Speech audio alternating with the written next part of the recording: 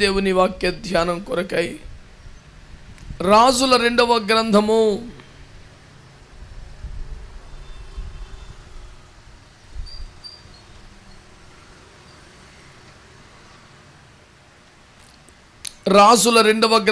18వ అధ్యాయం.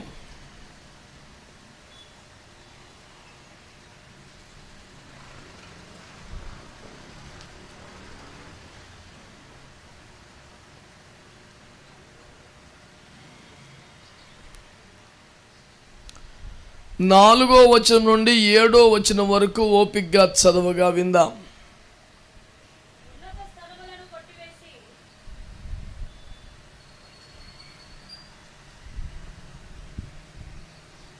దానికి switch control లేదా?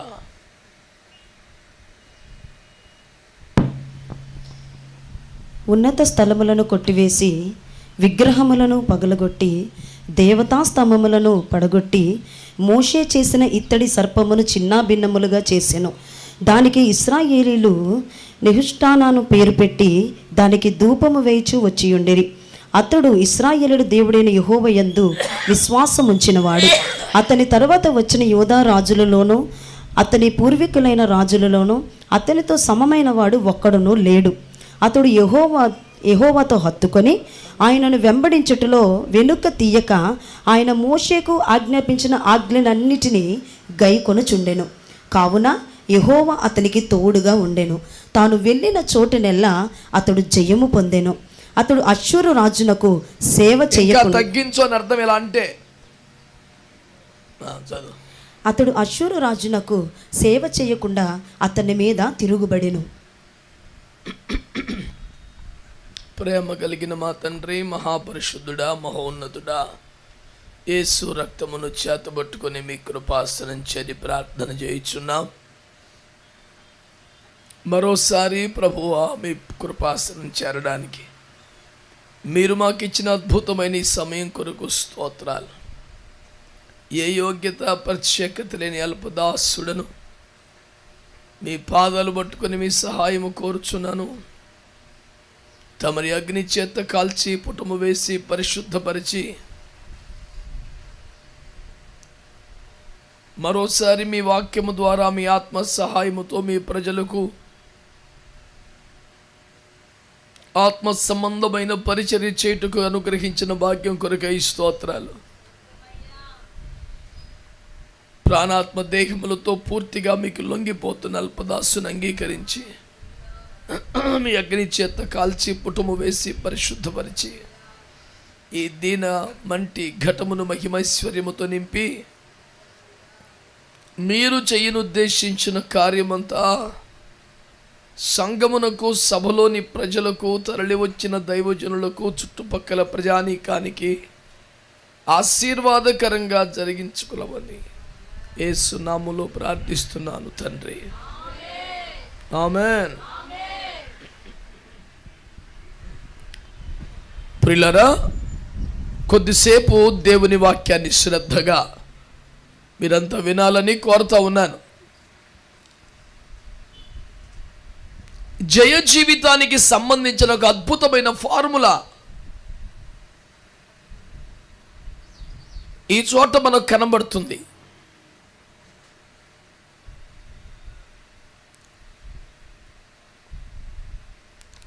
ఈ పద్ధతులను, ఈ విధానములను, ఈ క్రమాలను కానీ మనం పాటిస్తే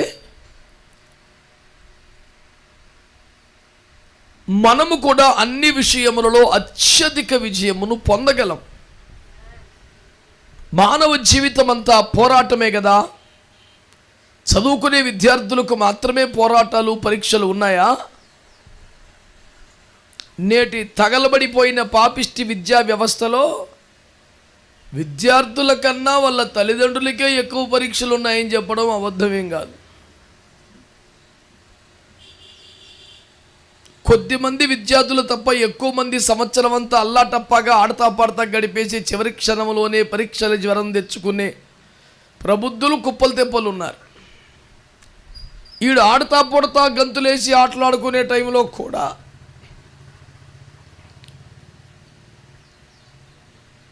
రోజు పరీక్షల్లాగే భావించి బాధింపబడే తల్లిదండ్రులే కుప్పలు.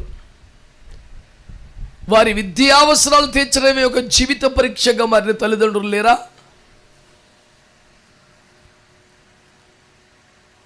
చదువు సంగతి దేవుడు ఎరుగు ముందు క్రమశిక్షణ కలిగిన నీతివంతమైన బిడ్డలుగా ఉంటే అదే పెదవేలు అనుకునే తల్లిదండ్రులు లేరా?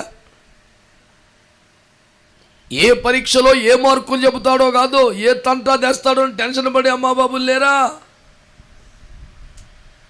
పరీక్షలే జీవితం అన్నట్లున్నది నేటి వ్యవస్థ.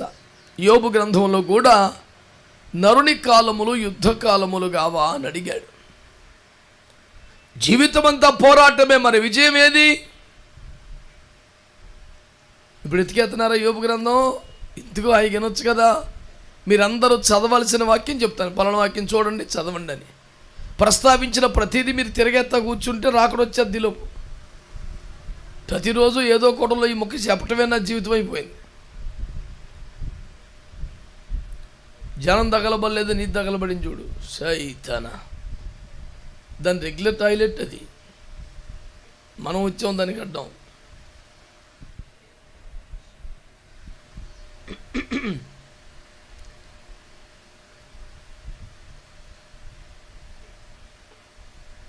అంచేత ప్రియులారా, ఇటు బైబిల్ గ్రంథము చూస్తేనేమో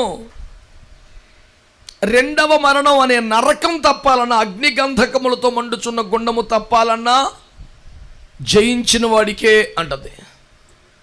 మరుగైన మన్నా తిందామన్నా జయించిన వాడికే, జీవవృక్ష ఫలం తినాలన్నా జయించిన వాడికే, కనీసం ఒక తెల్ల రాయి దాని మీద కొత్త పేరు పొందాలన్నా జయించిన వాడికే, ఓ తెల్లని వస్త్రం పొందాలన్నా జయించిన వాడికే, ఇక ఆలయంలో స్తంభం అవ్వాలన్నా, అందులో సింహాసనమే పొందాలన్నా, దాని మీద ఒక కిరీటం రావాలన్నా, ఏం కోరినా బ్రతుకంతా పరీక్షల కాలమే, పోరాటాల కాలమే అనేది వాస్తవం. భవిష్యత్ అంతా జయించిన వాడికి అన్నది సత్యం. ఇది పోరాటం తప్పేది కాదు, అది వచ్చేట్టు కనపడతలేదు. అందుకే ఈ కూటం మానవ ప్రయత్నంతో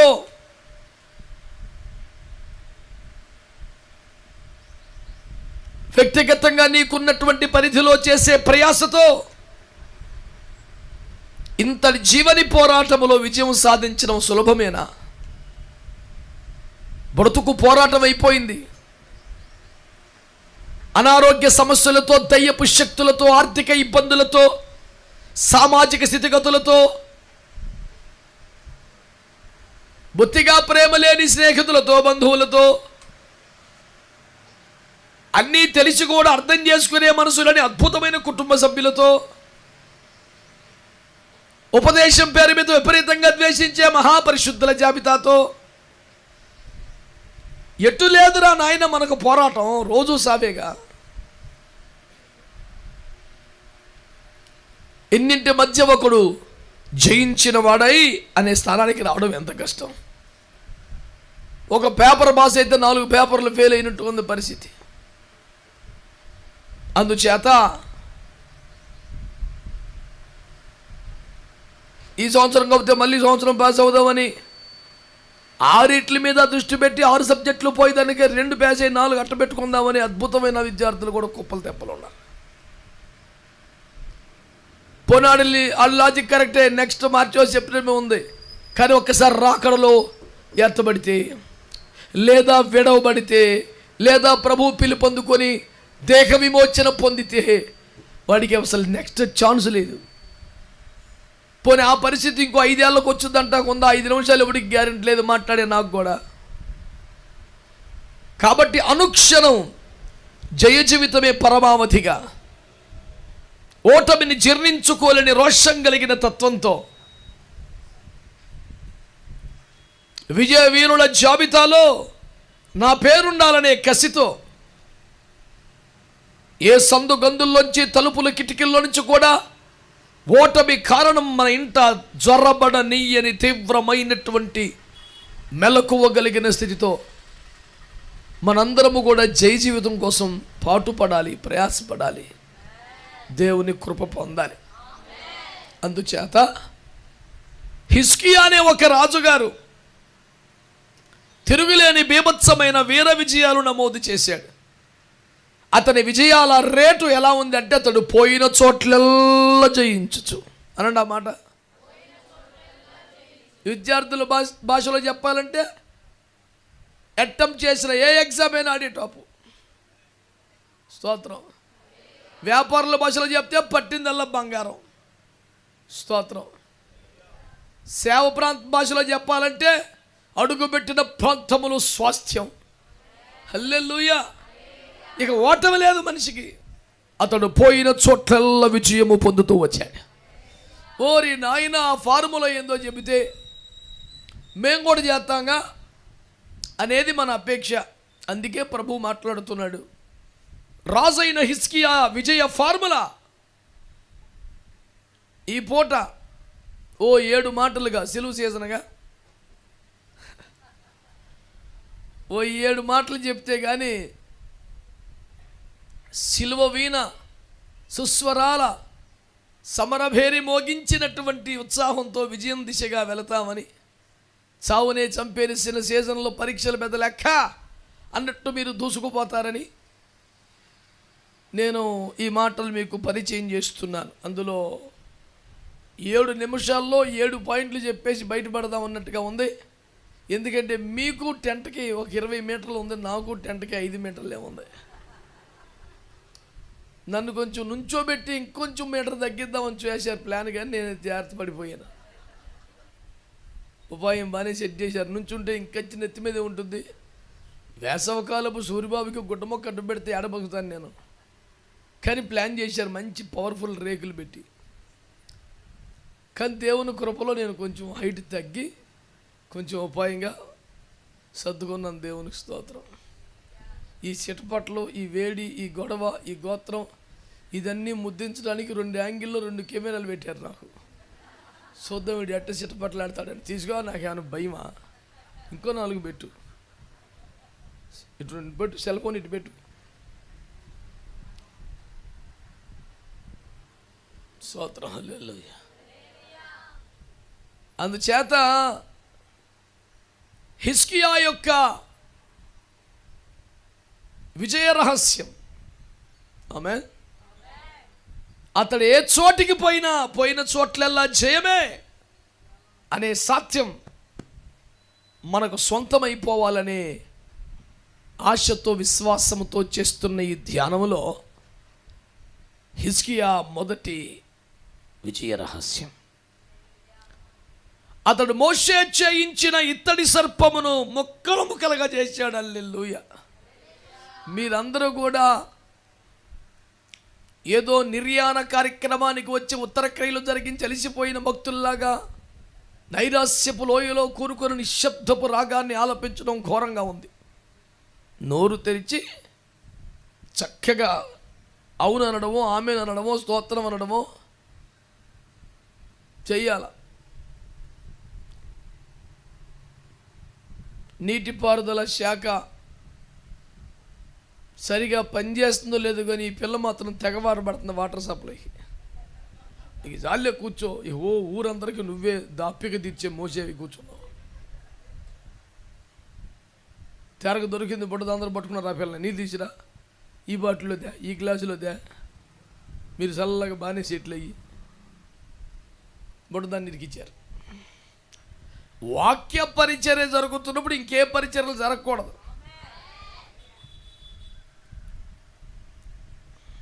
మొన్న ఊర్లో పాస్టర్లందరూ నన్ను తిట్టుకున్నారు. బూట్లు వేసుకొని నానా పెంటలు దొక్కి పాపిస్ట్ తిరుగులని తిరిగి ఒక 50 మంది పాస్టర్లన్నీ బూట్లు వేసుకొని చెప్పులు వేసుకొని స్టేజ్ ఎక్కి దర్జాగా ఆ పాపిస్ట్ బూట్లు కాలు మీద కాలేసుకొని ఊపుతున్నాడు ఒకడు. అంతపాటి కష్టపడిపోయి వచ్చినందుకు ఆ బాబుకి వాక్య పరిచయం జరుగుతుండగా ట్రైన్ నిండా టీలు పట్టుకొచ్చారు. ఈ 50 మందికి పంచుతాకి టీ తాగుతా సప్పరించుకుంటా వాక్యాన్ని వినని. దేవుని కృపలో ఒక కసురు కచ్చుకుంటే ట్రీ మొత్తం పడిపోయినాయి. కృప ఏంటంటే ఆడు వల్ల టీ పోయిందని అంటే పోయిందయ్యా అన్నాడు. దేవుని చిత్తం కాదు, వెళ్ళిపోరా. హల్లెలూయా. హిజ్కియా విజయ రహస్యాలలో మొదటి మాట చెబుతున్నాం. అతడు మోషే చేయించిన ఇత్తడి సర్పాన్ని చిన్న భిన్నం చేశాడు, తునాతునకలు చేశాడు. చిత్రం ఏమిటంటే వేరే మతస్థులను, వేరే కులస్థులను, వేరే విశ్వాసాల వారను, వారి మనోభావాలను ఇలా చేశాడు హిజ్కియా అని చెప్పడానికి అవకాశం లేకుండా మోషే చేయించిన ఇత్తడి సర్పాన్ని ముక్కలు చేసి పారేశాడు. ఇదేంద్రో వాళ్ళ పెద్దోడు చేసిన దాన్ని పడగొట్టాడు వీడు, వాళ్ళ నాయకుడు చేసిన దానికే తేడా వచ్చాడు ఎందులో అనుకోవడం తప్ప అపార్థం చేసుకోవడానికి ఇంకేమీ లేదు ఇక్కడ. నేను చెప్పేది కూడా అదే. క్రైస్తవులారా, పాస్టర్లారా, దేవుని బిడ్డలారా,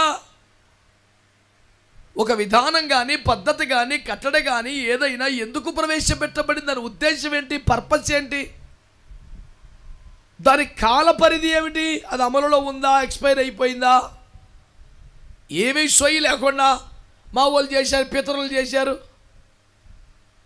మేము ఇప్పటికీ అదే బూడిద పూసుకుంటామంటే బుర్ర పని చేయక్కర్లేదా?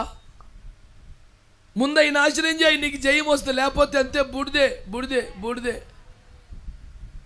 నేనేమన్నా మర్మంగా చెప్తున్నానా? నాకు రాంది అది ఒకటిగా, కొండ బద్దలు కొడతామే. ప్రభుకు స్తోత్రం, మీ అందరికి వందనాలు. నా మాట అర్థమవుతుందంటారా? ఈతమట్లన్నీ దాచి యేసు రక్తం ఏం చేయం? అన్ని ఈతమట్లు అటక మీద దాచే బదులు రోజుకో 50 రూపాయలు దాచిన పిల్లల కష్టాలను తీరును కదరా. ఈతమట్లన్నీ దాచి అందులో పాము జరబడద్దో ఏం జరుగుతాయో దేవుని స్తోత్రం. టెన్షన్గా సంవత్సరం అంతా బతికి ఏదైనా పాము జరబడి దాన్ని బతికెత్తానికి, దాన్ని బయటికి తీసుకొస్తానికి కర్రకి గుడ్డ చుట్టూ కేసాలు రాసి రెడీ పెట్టుకున్నాడు. అసలు అంత మరుగెందుకు పెట్టావు? అటుకు మీద పెట్టాడు. ఇక ఆ తారీఖు రాగా ఏదో బుధవారం అంట, అట్టంటక నా పేనం అప్పు కట్టనానులే. నాకు తెలిసి ఏది చెడిపోయిన మంగళవారం కానీ, బూడిదైపోయిన బుధవారం కానీ లేదు. రోమా 14లో ప్రతి దినము మంచిదని రాశాడు. నువ్వు ఒక రోజును పట్టుకొని చచ్చిపోయిన రోజున యేసుప్రభు శిలువలో చచ్చిపోయిన రోజు కూడా మంచి శుక్రవారం అంటే వీడు ఒక తారీఖు పెట్టి దాన్ని బూడిద బుధవారం అంటే నాకు ఎట్టదు పొద్దుపాను.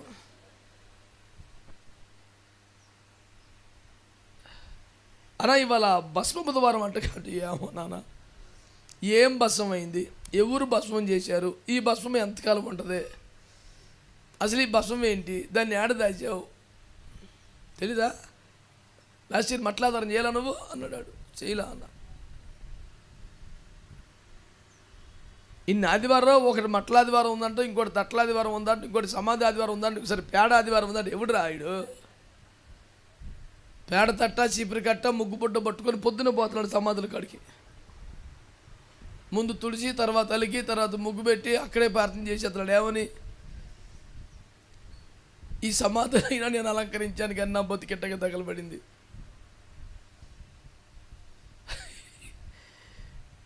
ఈ సమాధిని లోపల నేనేం చేయలేని, పైన పేడబోతున్నాను తప్ప, బొత్తిగా పేడ నల్లగింటిద్దని అక్కడెక్కడ ముగ్గుపోతున్నాను తప్ప నాకు మటుకు అది కూడా లేదు. మహాప్రభు, ఈ సమాధుల్లో ఉన్న వారిని ఒక దినములు లేచి బయటకు వస్తారేమో, నేను మట్టుకి దరిద్రం నుంచి బయటకు వస్తలేదు. అది ఏం చేస్తున్నాడు ప్రార్థనక నాకు అర్థం అవుతులా. సమాధులు కాడు చెప్పులు ఇప్పి, చేతులు కట్టుకొని, దండం పెట్టుకొని, కళ్ళు మూసుకొని 5 నిమిషాలు రెప్పలు ఎత్తలేదు. ఏరా అంటే ఉండా, డిస్టర్బ్ చేయబాకు. ఏంటిదంట? యేసుప్రభు వారిని మృతుల్లోనే ఉన్నారేమోనని ఎత్తుక్కుంటూ ఉంటే దేవదూతలు వచ్చి ఏమన్నారండి అమలక్కలతో? సజీవుడైన వాడిని మృతుల్లో మీరు ఎందుకు వెతుకుతున్నారు? అసలు మీకు ఇక్కడ ఏం పని రా అని కాదు దాని గొడవ. షెడ్డు బట్టలు వేసుకొని తెల్లగడ్డ బయలుదేరిపోవాలి అమలక్కలు అందరూ.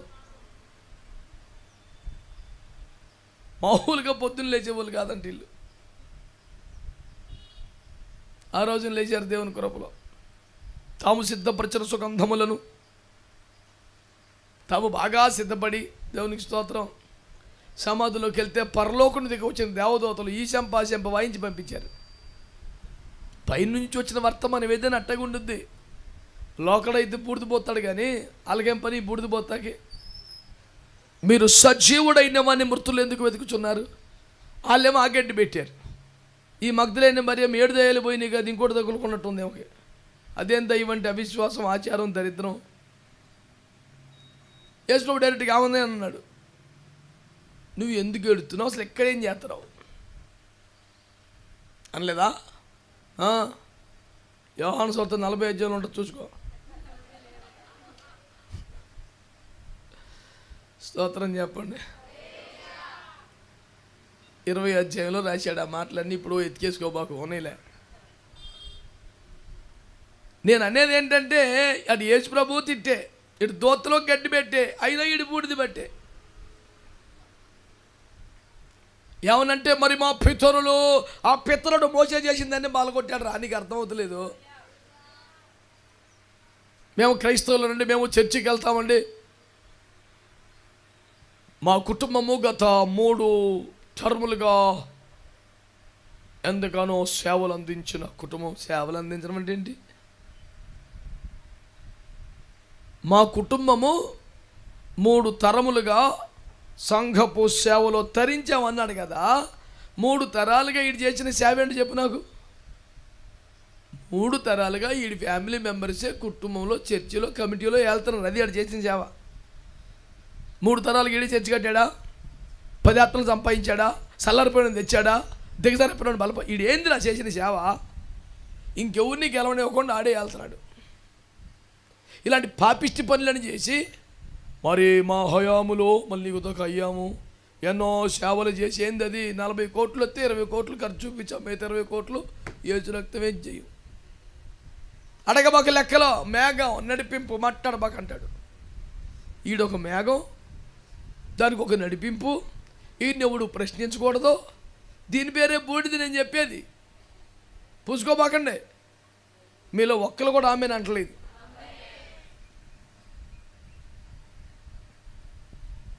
ఈ వేసవకాలంలో ఈ పక్కనోడికి ఇబ్బంది రాకుండా కొంచెం పౌడర్ అన్న పూసుకో, కానీ ఈ బూడిది మాత్రం పూసుకోబాకు. దేవునికి స్తోత్రం. ఏం చేశారండి హిజ్కియా గారు? ఇశ్రాయేలు ప్రజలకి మోషే గౌరవనీయుడా కాదా? గొప్ప దైవజనుడా కాదా? 30 లక్షల మందిని ఒక్కసారి ఒక్క చేత్తో విడిపించడం అంటే, ఒక్క డెక్క కూడా విడవబడకుండా విమోచించడం అంటే, 30 లక్షల మందికి ఒక్క రోజున బ్యాప్టిజం సర్వీస్ కండక్ట్ చేయటం అంటే, 40 సంవత్సరాల పాటు 30 లక్షల మందికి ఎడారిలో అన్నం పెడతాం, నీళ్ళు ఇవ్వటం, నీడలు పెట్టడం, వెలుతురు ఏర్పాటు చేయటం. ఓ బాబాయ్ పేపచ్చని మినిస్ట్రీ ఎవడు మర్చిపోతాడండి ఆయన్ని? అంత పెద్ద దైవజనుడి సేవనే సరిగ్గా అర్థం చేసుకొని, ఆ సందర్భం ఏంటో గమనించి, ఇది ఇప్పుడు అవసరం లేదని అర్థం చేసుకుని, దీనివల్ల అపార్థాలు జరుగుతున్నాయని తేడా వస్తుందని గుర్తుపెట్టి ముక్కలు ముక్కలు చేసి పారేశాడు.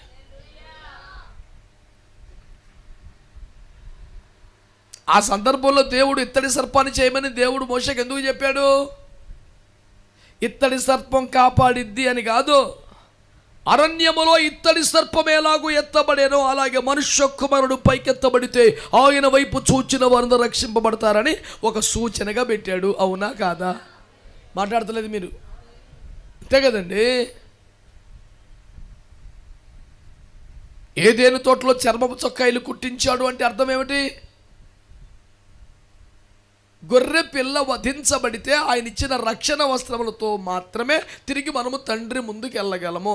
లేకపోతే ఆయన ముందు నిలబడే అర్హత మనకు ఉండదు. సాదృశ్యమేగా. ఇస్సాకుకు బదులుగా గొర్రె పొట్టేలు వధించబడిందంటే సాదృశ్యమేగా. మాట్లాడతలేదు మీరు. ఇవన్నీ నిర్గమాకాండము, లేవియా కాండములో నేర్పించబడి అమలు చేయబడ్డ సకల బలికాండలు, కర్మకాండలన్నీ కూడా అపరాధ పరిహారార్థ బలి, ప్రాయశ్చిత్తార్థమైన బలి, సమాధాన బలి, బలేదైనా సాదృశ్యమేగా. దాన్ని అలాగే కంటిన్యూ చేయాలా? దాన్ని దేంట్లో చూసుకోవాలి? సిలువలో. అలాగే అమావాస్య, పౌర్ణమి, పండుగలు ఇవన్నీ కూడా ఛాయయే నిజ రూపము క్రీస్తులో ఉన్నదని కొలసి 2:16లో చెప్పాడుగా. అంటే అమావాస్య సిలువలో తీరిపోయింది, పౌర్ణమి ఈస్టర్లో నెరవేరిపోయింది. అన్నపానములు గూర్చిన ఆచారములు అన్నీ కూడా క్రీస్తులో నెరవేరిపోయినాయి. మీ పితరులు మన్నా తిని కూడా చనిపోయారు కానీ దిగి వచ్చిన జీవాహారము నేనే అన్నాడు. ఈ అన్నం ఏమిటి? భూమి మీద మనం తినే అన్నం అంతా గొప్ప కాదు. అన్నం పరబ్రహ్మ స్వరూపం అన్నారు. అంటే అన్నమే దైవ స్వరూపం అని. నిజానికి మనం తినే అన్నమా, మనం పండించిందా, మనం ఉడకబెట్టిందా, మనం అరిగించుకునేదా, మనం ఏది పరబ్రహ్మ స్వరూపం కాదు. కాదు కాదు కాదు సృష్టికర్తయే మనకు ఆహారముగా రాబోతున్నాడు. అది దాని గొడవ. మనం వండుకు తినేది కాదండి, మనకు ఆహారమై బలవుతున్న దేవుడు ఒకడు ఉన్నాడు. ఇదిరా అసలు స్వరూపం అంటే అని చెప్పారు. ఇవేమీ కూడా పట్టించుకోకుండా మా మోసే ఇతర సర్పం పెట్టాను నేను పెడతానని. ఇక మోసే తర్వాత రాజులందరూ ఆడకెళ్ళి ఒక ఇతర సర్పం చేయించుకెళ్ళి పెట్టుకోవటం. చూశాడు ఇదంతా కరెక్ట్ కాదురని ముక్కలు చేసి పడేశాడు. లైఫ్ టర్నింగ్ అక్కడ వచ్చింది, విజయాలు అక్కడ స్టార్ట్ అయినాయి. ప్రభుకు స్తోత్రం చెప్పండి. హల్లెలూయా. వేరొక మతము కానీ, కులము కానీ, ఆచారము కానీ, విశ్వాసమును కానీ ఆక్షేపించడానికి కానీ, విమర్శించడానికి కానీ ఎవరికి లైసెన్స్ లేదు. కానీ మా పెద్దోడే పెట్టాడు కానీ గుడ్డిగా లాక్కెళ్తే మాత్రం పోతావు. ఇక్కడ మోషే మీద గౌరవం లేదన్నట్టు అర్థమా? కాదు. మోషే పెట్టిన ఇత్తడి సర్పం దేనికి?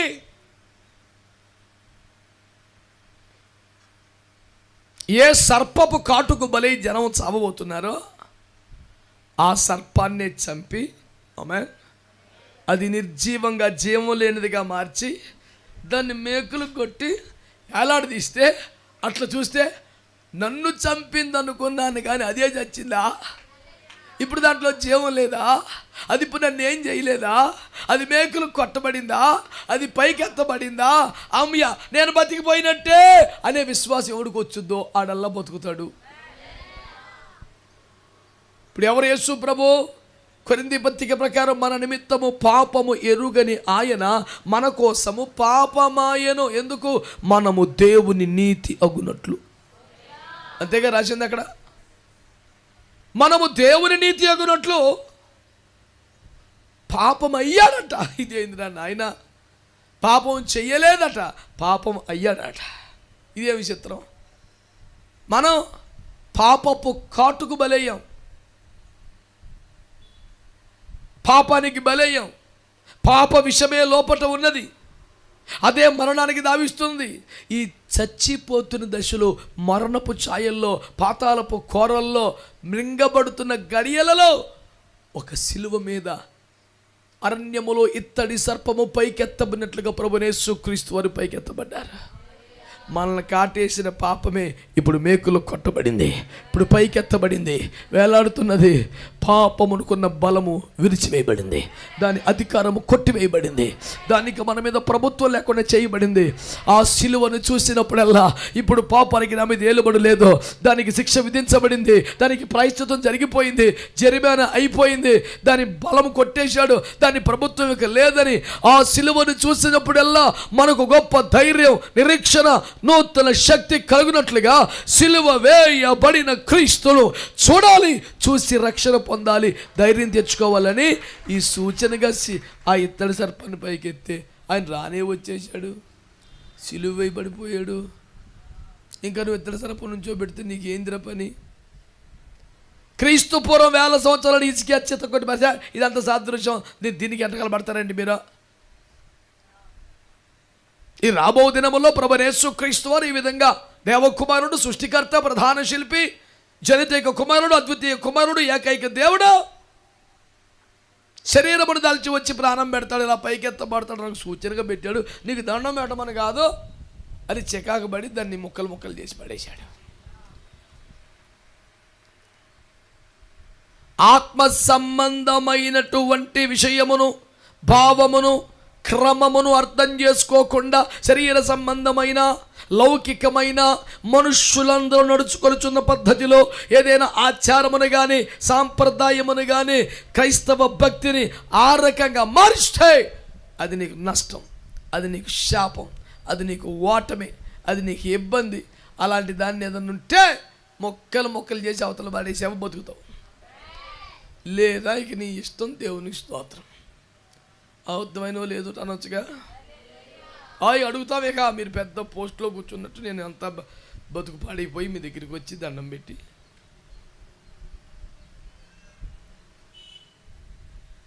హల్లెలూయా. ఇప్పుడు జై జీవితం కావాలా వద్దా? కాబట్టి మనుష్య కుమారుడు సిలువ వేయబడితే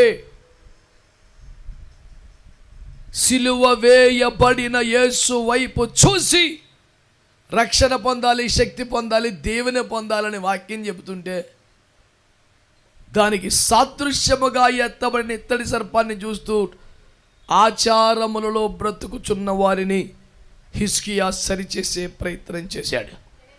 వారు ఆ విధంగా దారి తప్పే అవకాశమున్న ఇత్తడి సర్పాన్ని ముక్కలు చేశాడు. నేనంటున్నాను, ఈ దినమున నీ జీవితంలో ఏదైనా క్రీస్తుకు బదులు క్రీస్తు స్థానములో నిలబడిన విగ్రహం ఉన్నదా? అనవసరమైన, వ్యర్థమైన, కొట్టివేయబడిన, ఆచార సంబంధమైన, పదార్థ సంబంధమైన, బలిరూపకమైనటువంటి కర్మకాండలు ఉన్నాయా? దినములు, మాసములు, సంవత్సరములు, ఉత్సవ కాలములు వంటి ఆచారములు, మూఢనమ్మకములు, నిర్జీవ క్రియలు ఉన్నాయా? వాటన్నిటినీ పడగొడితేనే నీకు జయ జీవితం. లేకపోతే నువ్వు పొద్దున్న లేచి దాన్ని అది నిన్ను చూసుకుంటూ కూర్చోటం ఏముండదు. ఇంకోటం బండ మీద సర్పపు జాడ, అది బండ మీదకి వచ్చి వెళ్ళిపోతేనే దాని జాడలు గుర్తుపట్టిన పరిశుద్ధాత్ముడే చూసుకోరా వచ్చిపోతుంది పాము అంటుంటే వీడు ఇత్తడి సర్పాన్ని పెట్టి కూర్చుని ఎవరంటే మా మోషే పితరుల పేరు చెప్పి, పరిశుద్ధుల పేర్లు చెప్పి, దైవజనుల పేర్లు చెప్పి వారి భావాన్ని, వారి భాషను, వారి సమర్పణను, వారి ప్రత్యక్షతను, వారి ఆత్మీయతను పట్టించుకోకుండా ఏదో ఒక ఆచార సాంప్రదాయంతో నెట్టుకొచ్చే అడ్డగోలు పిచ్చి పిచ్చి బుద్ధి లేని భక్తి చేసి దానికి యేసై పేరు చెప్పి మీరు నష్టపోయి లేనిపోని మాటలు చెప్పొద్దని ప్రభు పేరట మీ అందరికీ నేను మనవి చేస్తున్నాను. మారు మనస్సు కలిగిన వారు, అంగీకరించిన వారు ఏదో ఒకటి అనండి. హల్లెలూయా. ఏమైనా ఉద్దేశం ఉందా? అలాంటి నుంచో పెట్టే ఉద్దేశం మాకంత తెప్పలేముంది, ఆల్రెడీ ఉన్నాయిగా ఇంట్లో ఉండి ఆ ఫోటోలు మోషే నిలబెట్టిందని.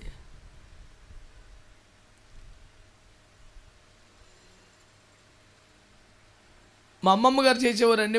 మా తాతమ్మ అంటే మాకు చాలా ఇష్టం అండి. మా తాతయ్య గారు చాలా గౌరవంగా కొనసాగించారండి. నువ్వేదన్నా ముట్టుకోక దాన్ని ముట్టుకోబాకు.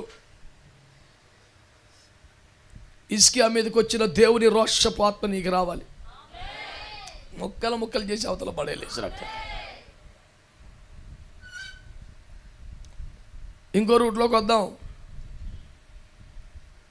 సిలువ వేయబడిన యేసును చూచుటకు సూచనగా నిలవబెట్టబడినటువంటి ఇత్తడి సర్పమును దాని ఉద్దేశమును గ్రహించింది యేసుక్రీస్తు సిలువ శ్రమకు గుర్తుగా సిలువ వేయబడిన క్రీస్తును చూడవలసిన విశ్వాసానికి గుర్తుగా ఏర్పాటు చేయబడింది తప్ప అక్షరార్థంగా ఈ సర్పాన్ని చూడమని కాదు అని గ్రహించకుండా ఆ ఇత్తడి సర్పమును నిలువబెట్టించి దేవుని కోపానికి పాత్రులైతే ఎంత నష్టం ఉన్నదో నేటికి కూడా క్రీస్తును ఆత్మలో కాకుండా ఏదో ఒక రూపములో ఒక పెద్ద పుస్తకం బయట పెట్టి చర్చి బయట ఒక బైబిల్ని ఓపెన్ చేసినట్లుగా ఉన్న ఒక మంచి శిల్పాన్ని చెక్కారు.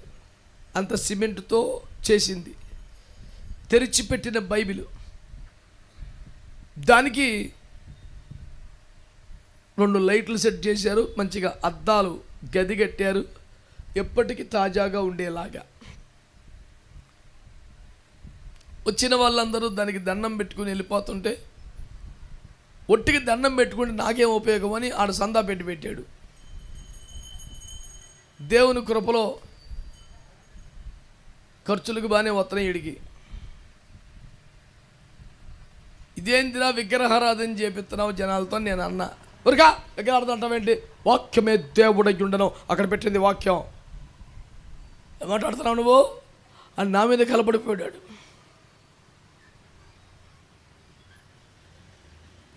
అది వాక్యమా? వాక్యము అని నమ్ముచున్న విగ్రహమా?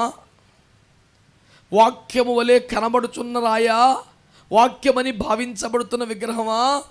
లేకపోతే ఎంత చెప్పినా అర్థం కానీ నువ్వే ఒక విగ్రహమా? ఎవడురా నువ్వు అని అడిగా. సహజంగానే బాధ వచ్చుద్దిగా, కోపం వచ్చుద్దిగా. జఫన్యా సాత్వికుడు దీన మనసంగాలు చెప్తున్నాడు, నీకేం ఆడు సాక్ష్యం నచ్చుద్ది. నువ్వు ఒక రకం రే. మారు మనసు పొందిన వాళ్ళు స్తోత్రం చెప్పండి. ఇవన్నీ రికార్డ్ చేస్తాడు ఒకడు, చూసావా?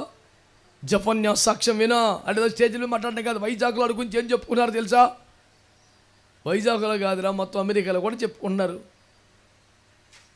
ఇదే రేవేట్ ఎత్తాడని. అంతకని నేను చెప్తాడు, ఎవడైనా చెప్పమను. ఎవడు సొమ్మన్న తిన్నానా, ఎవడన్నా డబ్బులు అడిగానా, ఎవడన్నా తిండి అడిగానా, లేదా రాజకీయంలో ఉన్నానా, వ్యభిచారంలో ఉన్నానా, దొంగతనం ఉన్నానా, అక్రమ సంబంధం ఉందా, ఏం మాట్లాడతాడు ఎవడైనా? నన్ను తిడతాడనేగా. మళ్ళీ అది కూడా చెప్తున్నాను, ఎవరినైనా వ్యక్తిగతంగా ఎప్పుడైనా అన్నామా? పలాని వారి పేరు పెట్టి మాట్లాడామా? కొంతమంది పెద్దయ్య గారులు, వారి మీద నాకు అపారమైన గౌరవ మర్యాదలు ఉన్నా ఎవడెవడో చెప్పిన మాటలు నిజంగానే నేను అన్నాను అనుకొని భావించి నా మీద కోప్పడ్డారు. కోప్పడితే కూడా నేను స్పందించలేదు, ఎందుకంటే పెద్దోళ్ళు ఓ మాట అంటే తప్పేమి లేదు, ఆశీర్వాదమే.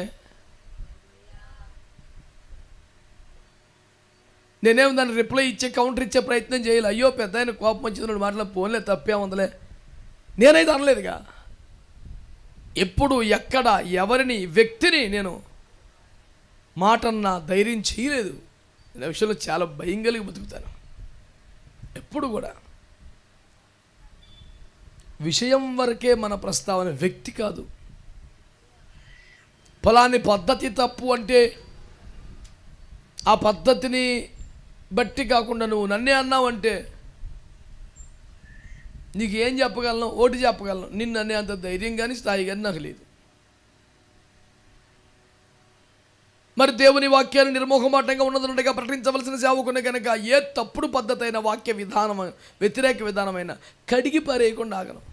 ఇప్పుడు సర్వీసింగ్ సెంటర్ పెట్టుకున్నవాడు సాయంత్రానికి 500-1000 రూపాయలు ఇస్తే చాలని కష్టపడతాడు. పొద్దున అత్తమానం మొత్తం దుమ్ము బురద అయిపోయిన ట్రాక్టర్ వచ్చినా, బెంచ్ కారు వచ్చినా అడి పని కడగటమే.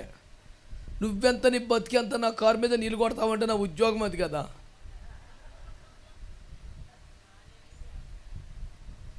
సర్వీసింగ్ సెంటర్ కడక్కేం చేస్తాడు?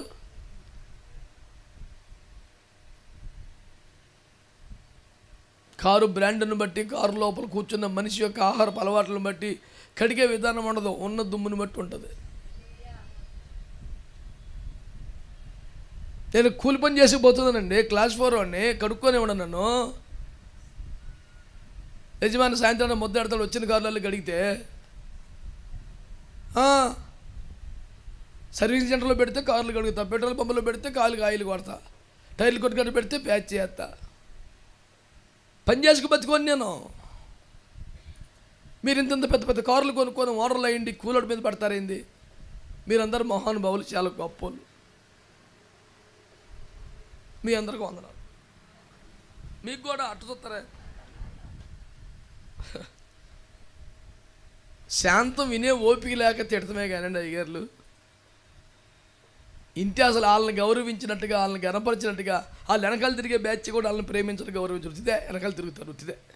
అసలు నాలంటే వాళ్ళని ఎక్కువ ప్రేమించి గౌరవించేది. వెనకాల బ్యాగ్ పట్టుకుని వాళ్ళ బ్యాగులోకి తీసుకుంటారు తప్ప ఉచితే ఇస్కరియోతు బ్యాచీలు.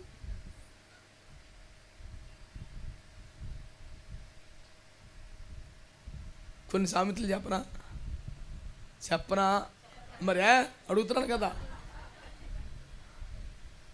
సన్నిధికి వచ్చిన వాళ్ళు అందరూ దూతలు కాదు, అపవాది కూడా వస్తాడు. ఉందా లేదా బైబిల్లో? రెండోది, సంచి పట్టుకున్న వాళ్ళల్లా పరిచారకుడు కాదు, తస్కరీతు కూడా ఉంటాడు. ఇలాంటి సామెతలు బోల్ రాజా నేను. వాటికి సృష్టికర్త నేను కాదు, ఉన్నారు కర్తలో. నేను చూసి స్ఫూర్తి పొంది రాశా. మా అన్నగారు వాళ్ళందరూ ఎండలో మాడిపోతుంది. ఇటండి నా ఎదురుకుండా నాకు 3 కుర్చీలు వేసారు, తండ్రి కుమార పరిశుద్ధాత్మకి. ఆ పెద్ద గుళ్ళు వేసినట్టు 3 కుర్చీలు వేసి ఏ క్లాస్ని తెల్ల గుడ్డ కప్పించాము.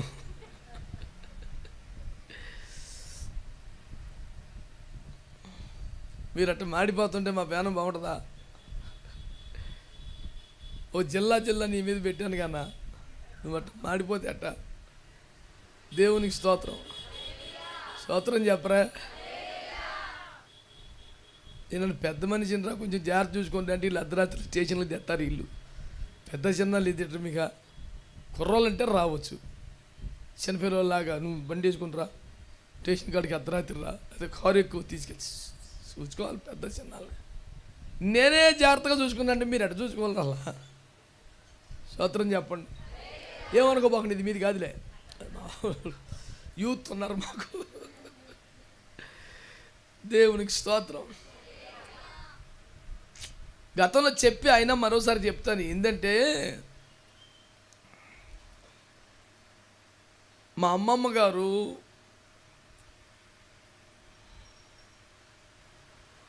పది మంది పిల్లలంట మా మమ్మీ వాళ్ళు.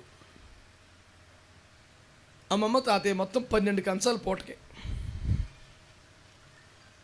అందరూ కుటుంబ ప్రార్థన చేసుకొని వెంటనే భోజనాలు. ఏదో నాటుకోళ్ళు లాంటిది కోస్తే పిల్లల్ని వడ్డించుకోండి అంటే కుదిరి సావదని అమ్మమ్మే వడ్డించేదట. అందరినీ వరుస కూర్చోబెట్టి తాతయ్యకి ఫస్ట్, ఇంకా అలాగా పెద్దమ్మ దగ్గర నుంచి పెద్దమ్మ కాడి నుంచి వరుస వయసుల ప్రకారం కూర్చోబెట్టి వడ్డించేదట. రూబేని కాంచి బెన్యామిని దాకా కూర్చోబెట్టినట్టు. కోసింది ఒకే కోడి, వండింది ఒక్క మనిషే, ఒక్క దాకలో ఒక్క గరిటె. 12 మందికి ఒకే రకంగా పడిద్దా కూర చెప్పు? తాతయ్యకి పడి మరి తాతయ్యకి ఉంటుంది, పెద్దమ్మాయికి పడి పెద్దమ్మాయికి పడతాయి, చిన్న పిన్నికి పడి లెక్క ఉంటుంది. ఒకే కోడి, ఒకే కొండ, ఒకే గరిట, వడ్డించే మనిషి కూడా ఒక్కరే. కానీ అందరికి ఒకటే పడతాయా? పడకూడదు కూడా. చిన్నపిల్లడికి జాయింట్ ఎందుకు, పెద్దమాయికి వేయాల. స్తోత్రం చెప్పండి.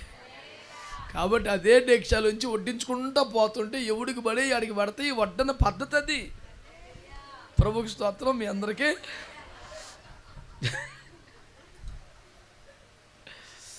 మా ఊరికి ఆడి మొక్కడికి దొరికింది, అందుకే సభను తినిపించాలని అవుతున్నాడు.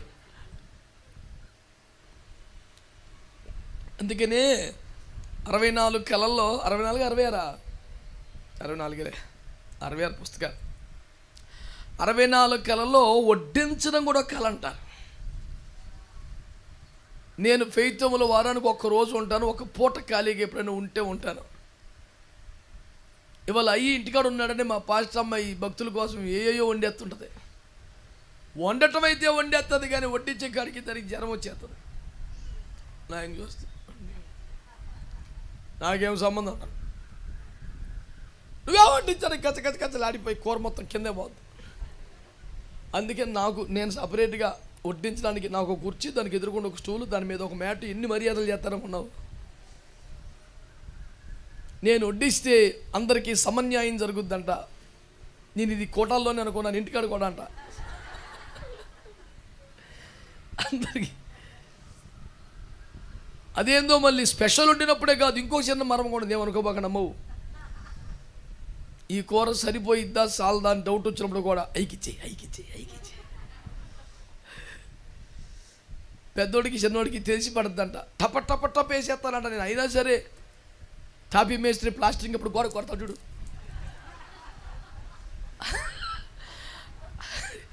అంత స్పీడ్కి వెళ్ళిన పెద్దోడికి చిన్నోడికి గరిటి కట్ట తెలిసిందండి అంటది. ట్రైనింగ్ ఇచ్చానులే.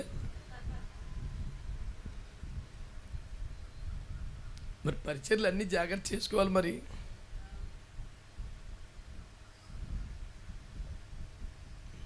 బెండకాయలు 4 కిలోలు కొనుక్కొచ్చాం, కూర అయింది. బీరకాయలు 4 కిలోలు కొనుక్కొచ్చాం, అంతే కూర అయిద్దా? పంపినోడికేమో ఏదైనా 4 కేజీలు అని చెప్పాను నేను. నాది పొరపాటే. బీరకాయ అయితే 5 తీసుకొని అనాలా, చెప్పలా. ఆడికి అంతకన్నా తెలియలేదు. ఆడు అన్నీ చిన్న బొడ్డు ఏరుకొచ్చాడు 4 కేజీలు. ఇవన్నీ తోలు తీసి వేసి రక్తం వెజ్జాయి. తర్వాత ఒక కోసి పొట్టేపాటికి వీడు శుద్ధీకరణలోనే కేజీ పోయింది. వండాక కేజీ ఆవిరైపోయింది. 2 కేజీలు మిగిలితే మా ఆవిడ వడ్డించట్లా, నేను వడ్డించను. అయ్యో నా వల్ల కాదు, నువ్వే వడ్డించని. నాకు తలనొప్పి వస్తుందని పోయి మూలకొచ్చాను. అది మామూలు తలనొప్పి కాదు, వడ్డించే తలనొప్పి. ఇక ఏం చేస్తాం? దేవుడు మనకు అద్భుతమైన ఆరోగ్యం ఇచ్చాడని భావించి రండి రా అంటే అర్థడతాడు 5 నిమిషాల్లో.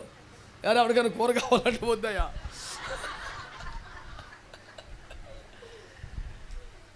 ఉరికే సరదాగా అంటున్నానులే.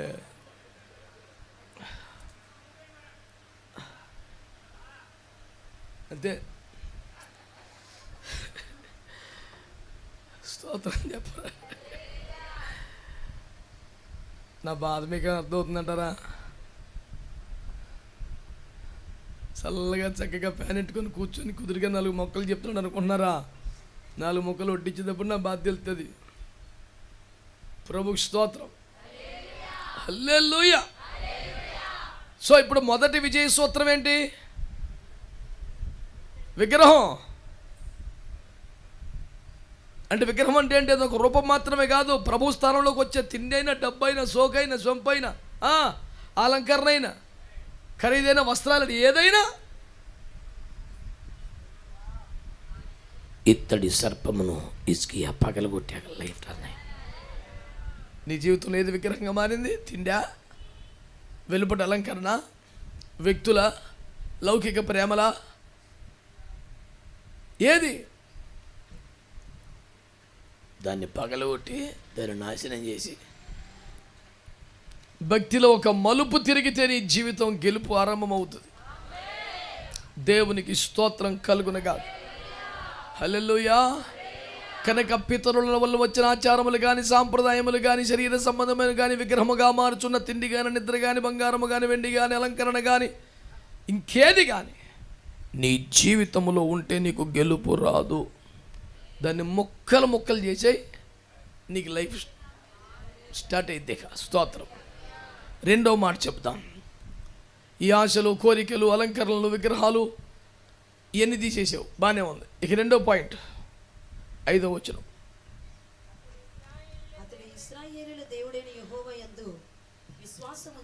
చాలండి. దేవుని యందు విశ్వాసం ఉంచుట అనండి. రెండో పాయింట్ అది.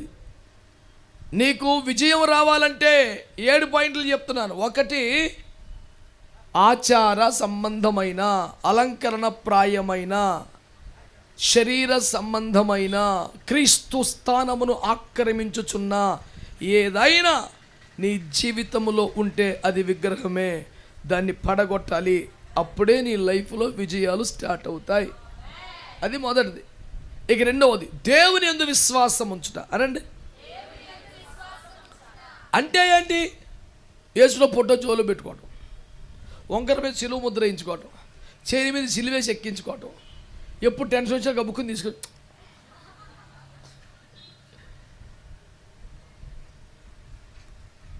అన్న ఒకటి చెప్పాడు నాకు, నాన్న ధైర్యంగా ఉంటాను, నువ్వేం భయపడకు, దేవుడు ఉన్నాడని చెప్తుంటే ధైర్యంగానే ఉంటానన్న, ఇదిగో అని తెచ్చిపించాడు. రూపాయి క్యాలెండర్ అది. మా సంతోష్ కుమార్ ప్రింట్ చేస్తాడుగా, ఒకవైపున క్యాలెండర్, ఒకవైపున యేసుప్రభు బొమ్మ. ఎత్తనావా యేసుప్రభు బొమ్మలో? పోయి వ్యాపారం జాగ్రత్తగా, నువ్వే విగ్రహాలు ప్రమోట్ చేసావనుకో, స్తోత్రం. వాక్యాలు పెట్టు, బొమ్మలు పెట్ట మాకు, అది స్తోత్రం చెప్పండి. అదొకటి నేర్చారు. యువతల క్యాలెండర్ ఉంటుంది 12 మాసాలు, యువతల యేసుప్రభు బొమ్మ, రూపాయి స్టాల్స్కి పెట్టిన అమ్ముతారుగా. ఇక జోలో పెట్టుకున్నాడు, నువ్వు భయపడకు నాన్న, ధైర్యంగా ఉండి. అంటే నాకు ధైర్యమేనా నా, ఇదిగో ఉందిగా. ఏం చేస్తామంటే శ్మశానం కాడికి కారు తిరిగినప్పుడల్లా తీసి ముద్దెట్టుకుంటాడట. ఇది కారు కానీ బస్సు కానీ శ్మశానం వైపు వెళ్తే అమ్మో అని తీసి జేబులో ఉన్న పెన్ను పడిపోయిన టెన్షన్ పడ్డ, కానీ కార్డు పోతే రూపాయి టెన్షన్ పడతాడు. ఎందుకంటే శ్మశానం కాడి ధైర్యం ఇచ్చే కార్డు అదే. దేవుని విశ్వాసం ఉంచడం అంటే ఇలాంటి పనికి మళ్ళీ పద్ధతులా? మీకు టపటప కొన్ని లెక్కలు చెప్తా. విశ్వాసం అంటే ఏంటో బాగా నాలుగు, అల్లా టప్ప ముచ్చట కాదు. అబ్రహాము దేవుని నమ్మెను, అది అతనికి నీతిగా. ఇప్పుడు అబ్రహాము దేవుని నమ్మటే ఏ రకమైన నమ్మకం అది? దేవుడు ఉన్నాడని తన వెతుకు వారికి ఫలమిచ్చు వాడు నమ్మవలను కదా, అది కాదు, ఇంకా ఎక్కువ. వీడికి నా మీద నమ్మకం కుదిరిందిరా, శబాష్ అని దేవుడు ఫీల్ అయ్యాడు, శబాష్ అని ఆయన ఫిక్స్ అయ్యాడు. ఇప్పుడు నీకు కూడా నమ్మకం ఉన్నట్టుగా ఎక్కడ ఫిక్స్ అవ్వాలి? దేన్ని బట్టి? సందా వేసావు కాబట్టా?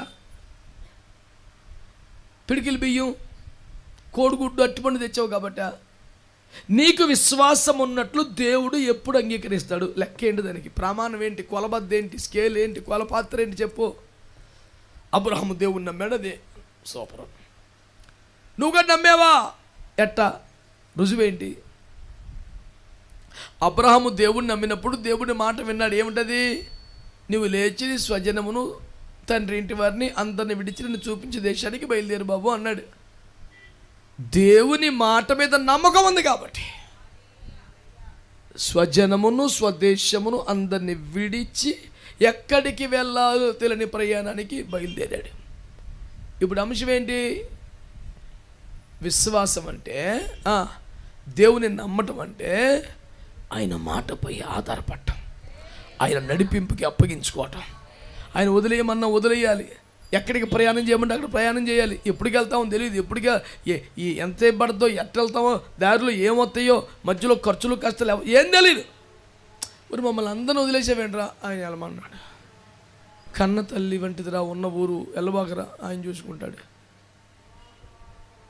మరి భూమి పుట్టరా, నువ్వే పంచుకో. ఎప్పటికి వెళ్తావు తెలియదు, ఆయన చూసుకుంటాడు. అబ్రహాము నమ్మటం అంటే ఏదో హృదయంలో కాస్త విశ్వాసం రావటం, వీలు కుదిరితే చర్చికి పోవడం, ఆ రకం కాదు. అబ్రహాము నమ్మింది ఎలాగంటే దేవుని కొరకు ఏదైనా ఎంతైనా వదులుకొని బయటకు వచ్చి అంత నమ్మాడు. మాట్లాడితేనేమో అబ్రహాము యొక్క విశ్వాస వారసులము నువ్వు ఎట్టయితావు? నువ్వు వదిలిపెట్టింది ఏమి లేదు, అన్ని పొందిన ఏమన్నాయి లాభాలు, అన్నీ పోగేసుకుని ఏమంటే నీ దగ్గర లిస్ట్ అంత చెప్పిన. మరి ప్రభువులో మనకు వచ్చిన తర్వాత అండి, మరి సైకిల్ కొనుక్కున్నామండి, బండి కొనుక్కున్నామండి, ఇల్లు కట్టుకున్నామండి, ఇది లిస్ట్ ఏమో. నువ్వు వదిలింది ఏందో చెప్పురా. అబ్రహాం విశ్వాసం వదిలిందా కాదా? మాట్లాడరేంటి? అబ్రహాము నీతికి వారసులో, ఆ నీతి ఎట్టొచ్చింది? విశ్వాసం. విశ్వాసం ఏంటి? వదిలేసింది. వదిలేసిందా? మన దగ్గర ఉందా? పొందేసిందే ఉంది, పెద్ద లిస్టు. ఎంతోటి దానికి ప్రభు మరి అబ్రహాముకు వాగ్దానం చేసినట్లుగా అడుగుపెట్టి స్థలం ఆయనకి, నీకు కాదు.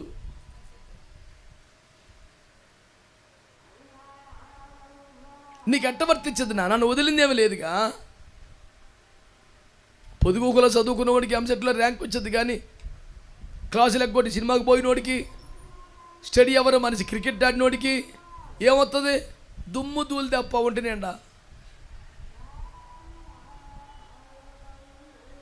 సింపుల్, క్రికెట్ ఆడితే క్రికెటే వచ్చుద్ది, సినిమాలు చూస్తే ఆ నాటకాలే అబ్బుతాయి. అందులో ఎట్ట అబద్ధం వాడు, ఎట్ట మేనేజ్ చేశాడు, ఎట్ట గోడ దూకాడు, ఇవే వస్తాయి. ఆడికి చూసింది అదేగా. చదువుకున్నవాడికి మార్కులే వస్తాయి. ఎవడేం చేస్తే అదేగా వచ్చేది. నువ్వు కోడిగుడ్డు కూర వండితే అది బిర్యానీకి ఎందుకు మారిద్ది? నువ్వు వండి తెచ్చింది అది. నువ్వు క్లాసులకి వెళ్ళకుండా నువ్వు పనికి మళ్ళీ పనులని చేసి అబ్రహాం విశ్వాసం అంటే ఏంటి? దేవుని కోసం, ఆయన మాట మీద నమ్మకంతో అన్నీ వదులుకొని ఎక్కడికి వెళ్ళమంటే అక్కడికి వచ్చాడు. ఎన్ని బాధలను ఎదుర్కొన్నాడు. విశ్వాసం అంటే ఏదైనా ఎంతైనా వదులుకొని నడిపింపుకు అప్పగించుకొని సాగితే దాన్ని ఏమంటారు? అతడు యెహోవా యందు విశ్వాసం ఉంచి. ఆమేన్. అంటే దేవుని కొరకైనా ఏదైనా వదిలిపెట్టుకొని దేవుని కొరకు ఎంత లెక్కైనా వెళ్ళే ఒక తీర్మానం ఉంది, చూసావు? దాన్ని ఏమన్నావు? అట్లా విశ్వాసం అంటే నమ్మకమేనండి, నాకు కూడా ఇష్టమేనండి, జోబులో కార్డు ఉందండి, చేతికి సిలువ ఉందండి. ఆయన తీసుకెళ్ళి సిలువ వేసేసావు, మళ్ళీ సిలువని చేతికి వేసుకొని తిరుగుతున్నావు. రెండు నువ్వే. మంచి వాళ్ళ మట్టికి స్తోత్రం చెప్పండి. హల్లెలూయా. విశ్వాసం అంటే అర్థమైందా నేను చెప్పింది మీకు? ఏమర్థమైంది చెప్పండి రా. ఏ కూటమైనా ఏ ఊరైనా కూటమైక భోజనం పెడతారు. అది గుడ్ ఫ్రైడే అయినా 3ంటికి పెడతారు ఏదో ఒకటి, దేవుని స్తోత్రం. ఇదా విశ్వాసం? ఏది మన విశ్వాసం? ఏది? దేవుని కొరకు ఏదైనా ఎంతైనా విడిచిపెట్టి దేవుడు చూపించు దారిలో నడవటమే అది నేను నేర్చుకున్న విశ్వాసం. బైబిల్లో ఫోటో దగ్గర నుంచుకొని లెంపలు వేసుకొని దండం పెట్టుకొని ఏళ్ళు కొరుక్కోవటం, స్నానం చేసి తడి టవల్ చుట్టుకొని వచ్చేసి ఆ టవల్తోనే బైబిల్ ఓపెన్ చేసి ఇలా తీసి ఏలు పెట్టి చదివేయటం, క్యాలెండర్ కాలికి వెళ్ళి తారీఖు దగ్గర ఏలు పెట్టి చూసుకొని అమ్మేన్ అనుకోవటం.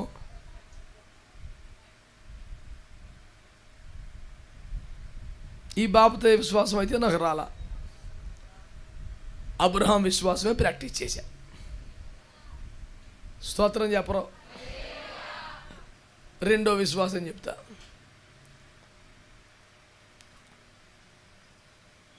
నోవకు విశ్వాసమును బట్టి తాను అది వరకు చూడని సంగతుల విషయమై దేవుని చేత హెచ్చరింపబడి నమ్మెను.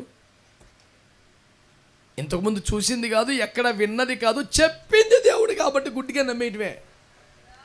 మరీ అంత అడ్డుకోలేక ఎప్పుడూ చూసావా, ఎక్కడ విన్నావా, అంత మూర్ఖంగా వెళ్ళకూడదురా. మోరిస్ సెరులు అనే దైవజనుడు అంటాడు, faith doesn't requires any reasoning అంటాడు. విశ్వాసం అనేది ఉంటే దానికి లాజిక్లు రీజనింగ్లు అక్కర్లా, నమ్మటమే. ఇంక లేనిపోయి మాట్లాడబాకు. అది కరెక్టేనన్నయ్య, కానీ ఈడు చెట్టవడేక ఆ గూని పోతే కాడికి ఎంత నుంచోబెట్టు, ఎదురు బదులు కట్టినా కానీ కాడు ఉంటాడు. ఎన్ని చెప్పి ఏదోటి అంటాడు. యాక్చువల్లీ నిజమే, కానీ అమ్మో ఇది ఎన్న మాట.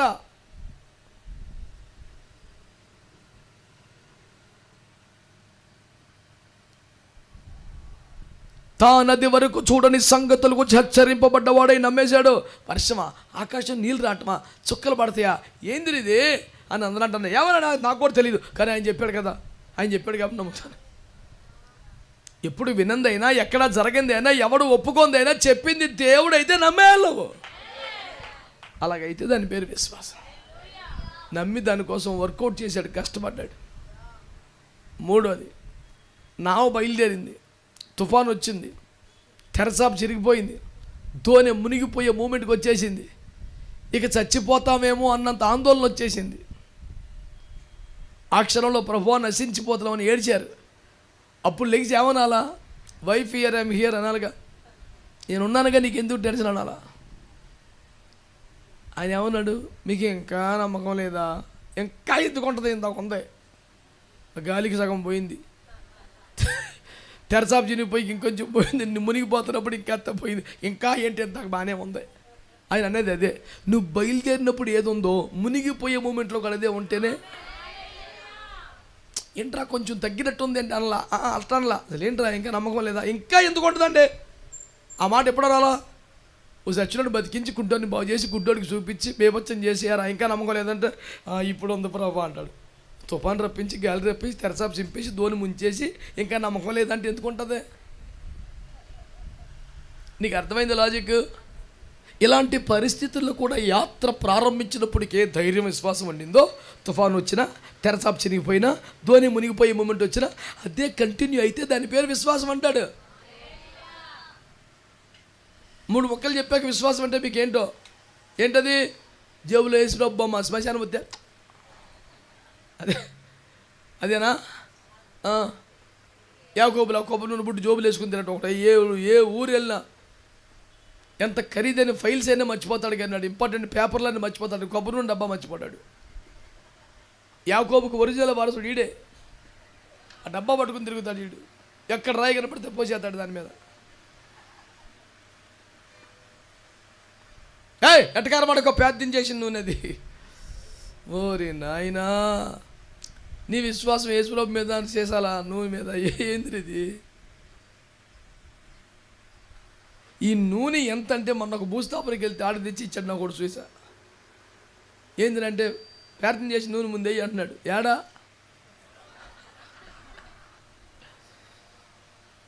ఓరి యాకోబా, ఏందిరా నీకు ఈ పని అంటే, అది ఏది చేసినా ముందు ఏజ్ రక్తం ఇవ్వాలంటాడు.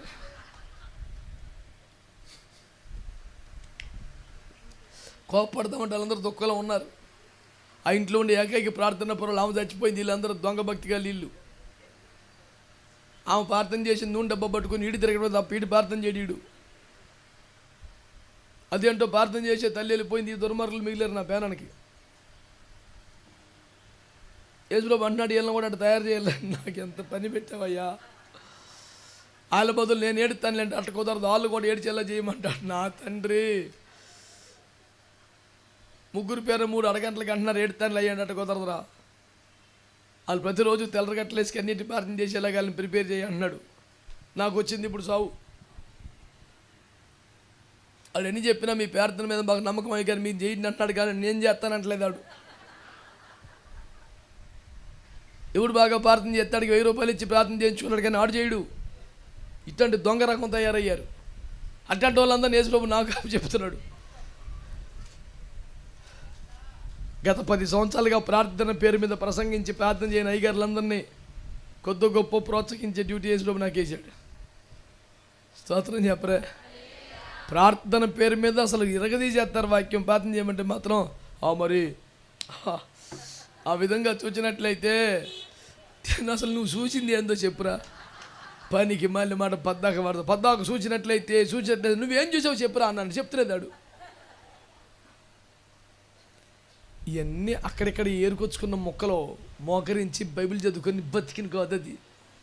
ఈ ఎరువు బతుకు, ఈ అతుకులు బతుకు, ఈ గతుకులు బొంత ఆడు బతుకట్టేడిచింది. మరి మై కట్టుకుంటే ప్రేమ గలవా తండ్రి, నిజమే మరి ఇన్ని భరింతలేదా?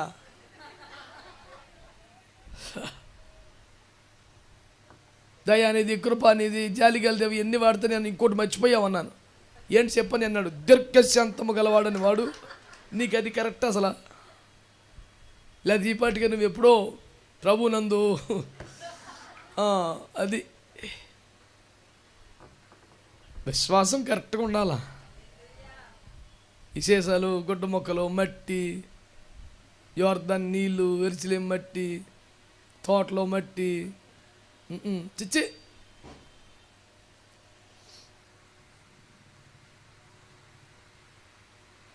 దేవుని కొరకు ఏదైనా ఎంతైనా వదిలి ఎక్కడికైనా బయలుదేరే పద్ధతి ఉంటే దాని పేరు ఏమంటారు? ఇట్టగే రాసుకో. ఏదైనా ఎంతైనా వదిలి ఎక్కడికైనా ప్రయాణం చేసే సమర్పణే తీర్మానమే విశ్వాసం. నమ్మటం అంటే అది. ఆయన ఉన్నాడు, చూసుకుంటాడు, నమ్మకుంటే ఇప్పుడు బయలుదేరు. నువ్వు సేఫ్ జోన్లో ఉండాలా. చెమట అట్టకూడదు. చర్చిలకు వచ్చిన ఫ్యాన్ చూసుకొని ఎవరిని చూసి వందనాలు చెప్పడు.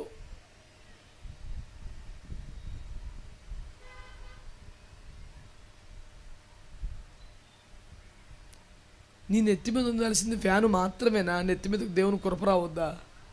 నీ ఎంత అమాయకుడు రా. 3 రెక్కలు చూసుకొని సెటిల్ అయిపోతున్నావు. యేసుప్రభు రెక్కల కింద బతకవా?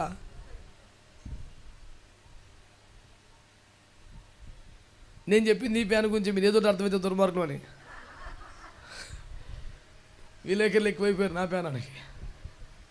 స్తోత్రం. హల్లెలూయా. స్తోత్రం చెప్పారా? అది రెండోది ఏంటి? ఇది వరకు చూడని సంగతులైనా నీకు తెలియని విషయములు చెప్పింది దేవుడు కాబట్టి దాని మీద పని చేయాలి. 3 యాత్ర మొదలు పెట్టినప్పుడే విశ్వాసం ఉందో మునిగిపోయే మూమెంట్లు కూడా అదే ఉండాలి. అలాగైతే నీకేమున్నట్టు? 2 పాయింట్లు అయిపోయినాయి. మూడోది ఏంటమ్మా? 6వ వచనం, అతడు యెహోవాతో హత్తుకొని అనండి, చెప్పాలి గట్టిగా. అతడు యెహోవాతో. మీరు ఎవరిని హత్తుకుంటున్నారు? డబ్బునా? ఐశ్వర్యాన్నా? సంపదనా? రాజకీయ నాయకులనా? సినిమా నటులనా? స్పోర్ట్స్ స్టార్లనా? తిండి సుఖభోగాలనా? మీరేమత్తుకుంటున్నారు? వాక్యంలో రాయబడి ఉంది, అతడు యెహోవాతో హత్తుకొని. స్తోత్రం చెప్పండి. చెప్పాలి. హత్తుకొని అంటే దేవుడికి నీకు మధ్యలో ఇంకేమాత్రము కూడా ఎడముండకూడదు. అంతగా ప్రభువుని హత్తుకోవాలి. అంటే ప్రభువు దగ్గరికి వచ్చేవాళ్ళు లేరు, పాదాల మీద పడేవారు వేరు, హత్తుకునేవాళ్ళు వేరు. అది ప్రేమకు, స్నేహానికి, ఏకమైపోవడానికి సూచనగా చెప్పబడుతుంది. దేవునికి నీకు మధ్యలో బంధువులు వస్తున్నారా? స్నేహితులు వస్తున్నారా? డబ్బులు వస్తున్నాయా? అది కరెక్ట్ కాదు. దేవుని హత్తుకోవాలి అనండి. చాలామందికి అమ్మ నాన్న కంటే కూడా ఫ్రెండ్సే ముఖ్యం. ఫ్రెండ్స్ కోసం అమ్మ నాన్నలు వదిలేసి రోడ్డు ఎక్కేసే వాళ్ళు బోల్డ్ మంది ఉన్నారు. వాడికి ఇంటిని, వాడికి డబ్బుని, వాడికి భవిష్యత్తుని ఇన్ని రకాలుగా సమకూర్చిన తండ్రి కన్నా, పెంచి పెంచేసిన తల్లి కన్నా, వీడికన్నా బాగా చెడిపోయిన పనికి మాలిన స్నేహితుడు మాత్రం వీడికి ఇంపార్టెంట్. చాలా చెడ్డ పద్ధతి. తప్పుగా నువ్వు హత్తుకోవాల్సింది దేవుణ్ణి. అతడు యెహోవాను హత్తుకున్నాడు. యోహాను పత్రిక మొదటి 7వ కూడా ఆయనతో మనం అన్యోన్య సహవాసం చేయాలని చెప్పబడింది. అన్యోన్యంగా ఉండాలి, ప్రభుతో చాలా క్లోజ్గా ఉండాలి, చాలా దగ్గరగా ఉండాలి. పొద్దుగోకలు ఆయనతోనే మన అనుబంధం ఉన్నట్లుగా ఉండాలి, చాలా అన్యోన్యంగా ఉండాలి. అలా అయితే నీకు విజయాలు లభిస్తాయి. ఆదివారం ప్రార్థనకు వచ్చో, కష్టం వస్తే మొక్కుబడి చేసుకోను, అలా ఉంటే కాదు. ఒకటి, విగ్రహ సంబంధమైన ఆచార సంబంధాలను, మూఢనమ్మకాలని, వ్యర్థమైన వాటిని పడగొట్టాలి. రెండవది, యెహోవా యందు విశ్వాసం ఉంచాలి. మూడవది, యెహోవాను హత్తుకోవాలి. దేవునికి స్తోత్రం చెప్పండి. నాలుగవది కాస్త సంక్లిష్టం, వెంబడించుటలో వెనుక తీయక అనండి. ఆరంభంలో చక్కగా వెంబడిస్తారండి, కష్టం వచ్చినప్పుడు బాగా వెంబడిస్తారండి, క్రమక్రమంగా వెనకడుగు వేస్తారు. మా చిన్నప్పుడు మా సంఘానికి ఒక సహోదరి వస్తే, వివాహమైన చాలా కాలం తర్వాత కూడా సంతానం లేదని బాధపడుతుంటే, అమ్మగారు నాన్నగారు సంఘమంతా వారి కోసం ప్రత్యేక ప్రార్థనలు చేస్తే దేవుడు కనికరించి వారిని దర్శించారు. వారికి 2 బిడ్డల్ని ప్రభు దయచేశారు. చర్చికొత్త మానేసింది. నాన్నగారు పోయి, అదేందమ్మా చర్చికి రావట్లేదు అని దర్శించి అడిగితే, పిల్లలతో సాగట్లేదయ్యా. ఇప్పుడు పిల్లల నుంచి దేవుడు తప్పు చేశాడంటావా? అయ్య బాబాయ్ చాలా మేలు చేశాడు. మరి నువ్వేం చేస్తున్నావు? నాకు రావాలనే ఉంటుంది అయ్య గారు, కుదురుతలేదు, పిల్లలతో కుదురుతలేదు.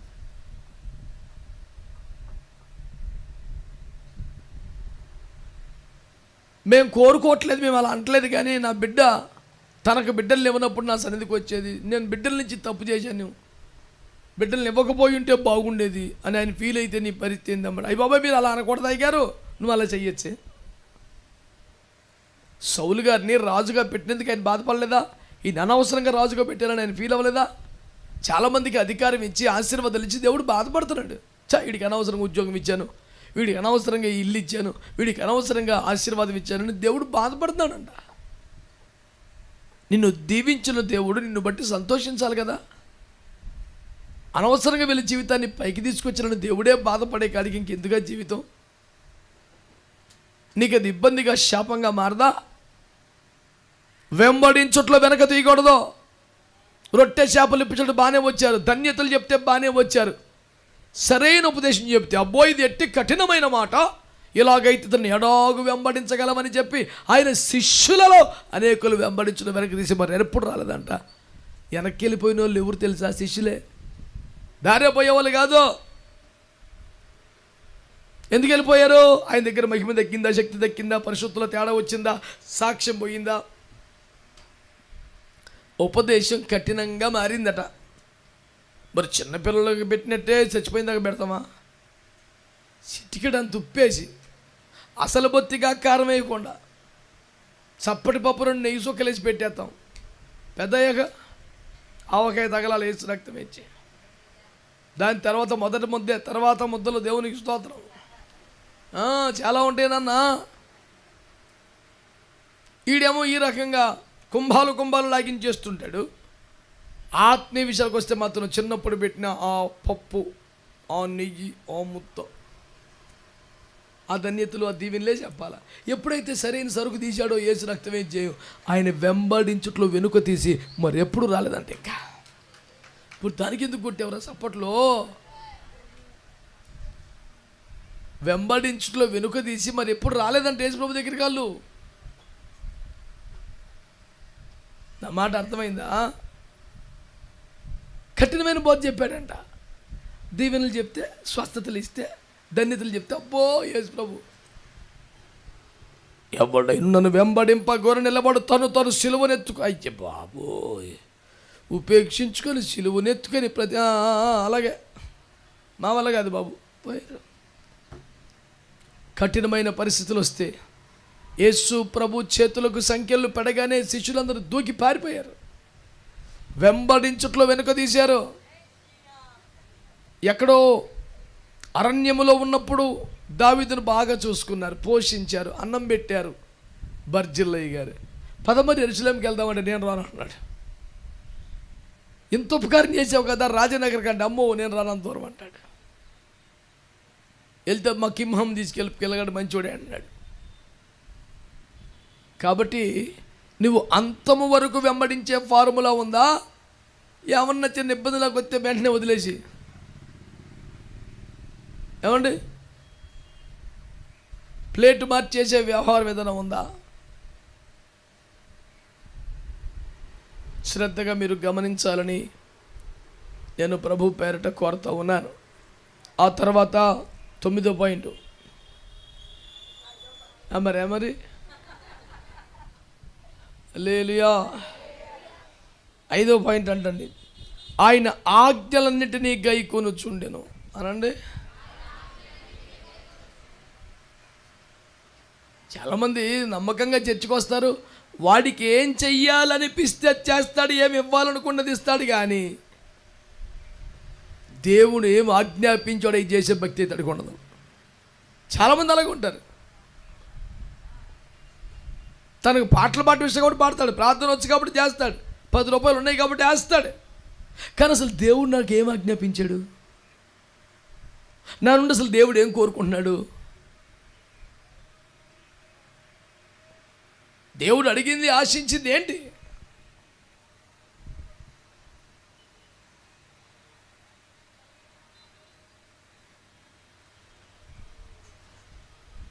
సీమోను కూడా ఎన్నో పదార్థాలు పెట్టాడు, కానీ యేసు ప్రభు నువ్వు నా కాళ్ళకి నీళ్లు కూడా ఇవ్వలేదని కోప్పడ్డాడు. నువ్వేమనుకున్నావో చేసుకుంటూ వెళ్ళిపోవటం కాదు, ఆయన ఏం కోరుకొనిచున్నాడు నీ వద్ద నుండి?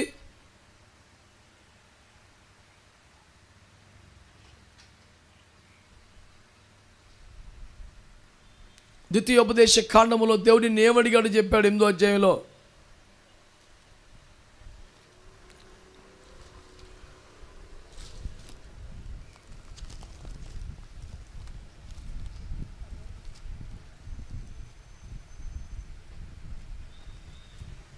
ద్వితీయోపదేశ కాండం 10వ అధ్యాయం 12, 13 వచనాలు. నీ దేవుడిని యెహోవాకు భయపడి నా మార్గంలో నడుచుచు ఆయన్ను ప్రేమించి నీ దేవుడిని యెహోవాని పూర్ణ మనసుతో ఆత్మను సేవించి నీ మేలు కొరకు నేడు నేను నీకు ఆజ్ఞాపించు ఆజ్ఞలను అనుసరించి నడుచుకొందువను మాటగాక నీ దేవుడై నిన్ను మరి ఏమి అడుగుతున్నాడు? ఈ 4 ముక్కలేగా అడిగాడు. భయభక్తులుగా ఉండాలి, వెంబడించులో వెనక్కి తీయకూడదు, అనుసరించాలి, కట్టడలు గైకొనాలి. నీ కులం, మతం, డబ్బు, దశకం అడగల, కనుక ఆజ్ఞలు గైకొనాలి. ఆజ్ఞల మొత్తం 2 ముక్కలు చెప్పాడు. ఒకటి, నీ పూర్ణ మనసుతో, పూర్ణ బలముతో, పూర్ణ హృదయంతో, శక్తితో, వివేకంతో దేవుణ్ణి ప్రేమించాలి. నిన్ను నువ్వు ప్రేమించుకున్నట్టుగా నీ పొరుగువాన్ని. కనుక ఆజ్ఞలు గైకొనుటనగా ప్రేమ పూర్ణమై బ్రతకడమే. ఆ తర్వాత దేవునికి స్తోత్రం. తర్వాత ఏం చేశాడంట? పోయిన చోట్లెల్లా దేవుడు అతనికి తోడుగా ఉన్నాడు కనుక స్తోత్రం చెప్పండి. పరీక్షలు రాసుకునే విద్యార్థులకు మాత్రమే కాదు, పరీక్షలు రాసుకునే విద్యార్థులకు మాత్రమే కాదు, సేవ చేసే దైవజనులకే కాదు, ఏ మనిషికైనా దేవుని తోడు చాలా అవసరం. దేవునికి స్తోత్రం కలుగునగా. నీకు దేవుడు తోడై ఉంటేనే జయం. దేవుని తోడు కోల్పోయినందుకే సంసోను బికారిగా మారిపోయి బానిస అయిపోయి చావాల్సి వచ్చింది. దేవుని తోడు ఉన్నందుకే బానిసగా అమ్మి వేయబడిన యోసేపు రాజు అయి కూర్చున్నాడు. సదాకాలం నీకు తోడుగా ఉండటానికే దేవదేవుడు దిగి వచ్చాడు ఈ భూమి మీదకి. కాబట్టి ప్రియులారా, నీకు జయ జీవితం కావాలంటే నీకు దేవుని తోడు ఉండాలి. ముందుగా ఎల్ఐసి తోడు, ముందుగా మార్గదర్శి తోడు, మంచిదే. సర్వకాల సర్వావస్థలను విడువని నిజమైన తోడు ప్రభువైన యేసుక్రీస్తు వారిని జ్ఞాపకం చేస్తున్నాను. కనుక విగ్రహమును, ఆచారమును, సాంప్రదాయములను, దేవుని స్థానమును ఆక్రమిస్తున్న పాపిష్టి కార్యములను పడగొట్టాలి. 1. 2 దేవుని విశ్వాసం ఉంచాలి. 3 దేవుని హత్తుకోవాలి. 4 వెంబడించుట్లో వెనుక తీయకూడదు. 5 ఆజ్ఞలను గైకొనాలి. 6 దేవుని తోడు. అప్పుడే 7 నీకు అన్ని చోట్ల జయం. కనుక ఈ అనుభవాలన్నీ మీరు సాధన చేయాలని పరీక్షలు రాసుకునే విద్యార్థులకైతే మనం అందరము కూడా మన పోరాటములో జయము పొందినట్లుగా ఈ వాక్యమును ధ్యానించి ఆ కృపలోనికి రావాలని కోరుతూ నా మాటలు ముగిస్తున్నాను. దేవుడు అన్ని విషయములో మనకు అత్యధిక విజయము దయచేయునుగాక. ప్రార్థన చేసుకుందామా?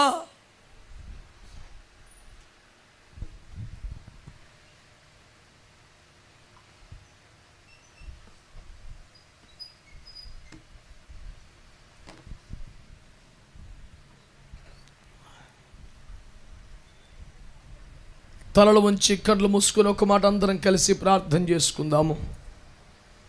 ప్రభు మనల్ని ప్రేమించి మనకిచ్చిన అద్భుతమైన తరుణాన్ని బట్టి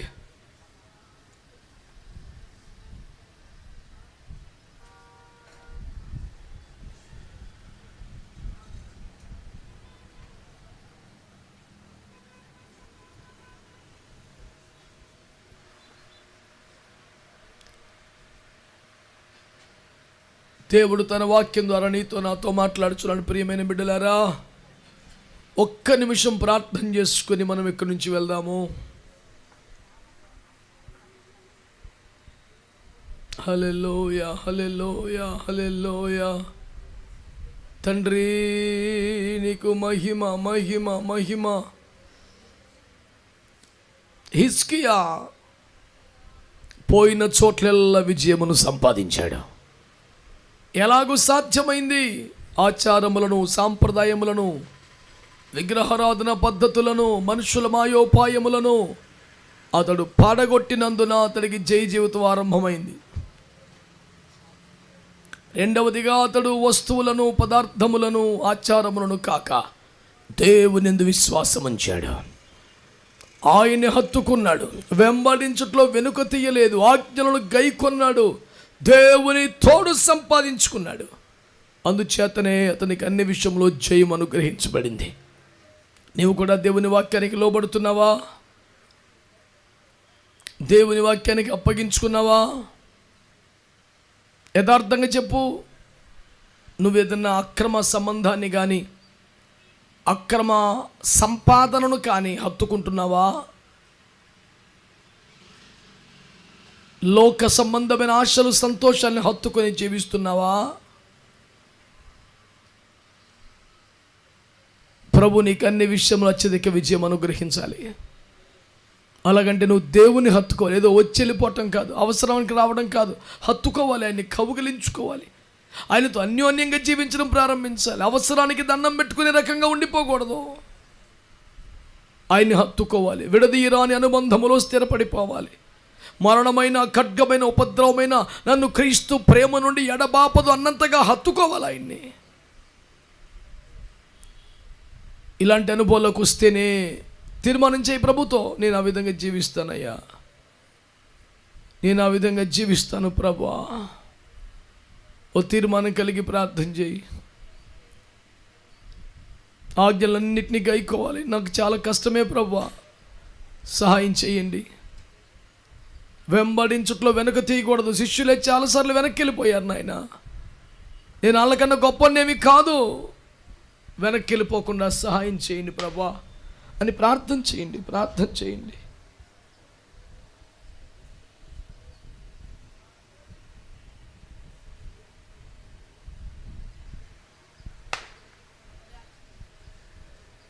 ప్రేమ కలిగిన మా తండ్రి, మహాపరిశుద్ధుడైన దేవా, మహోన్నతుడా, యేసు రక్తమును చేత పట్టుకొని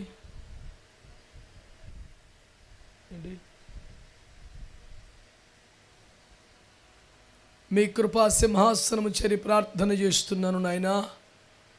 గడిచిన కాలమంతా కాపాడి మీ రెక్కల చాటున దాచి మేము మా బిడ్డలు కూడా ప్రభువా క్రీస్తు యేసునందు అన్ని విషయములలో అత్యధిక విజయమును పొందాలని మీరు ఆశించిన వారై ఈరోజు నీ వాక్యములో నుంచి మాతో మాట్లాడినందుకు స్తోత్రాలు.